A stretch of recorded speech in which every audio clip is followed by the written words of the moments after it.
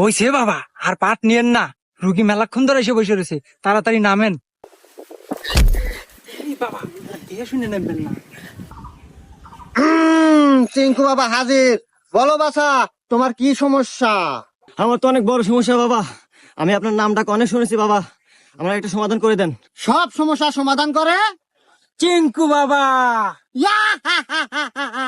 বল তোর কি সমস্যা?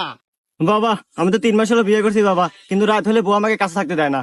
গুরু তাইলে আমি যাই। হুমুন্দি কয় কি? হেই, আমি কি মরে গেছি রে? তুই যাবি?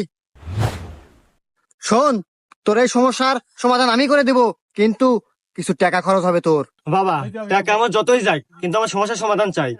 শোন তাইলে, আজকে বাড়িতে যাবি, 3টা পাটি ছাগল কিনবি, আর ওই ছাগলের সাথে 7 রাত কাটাবি, আর রাত্রিবেলা যখন ওই ছাগল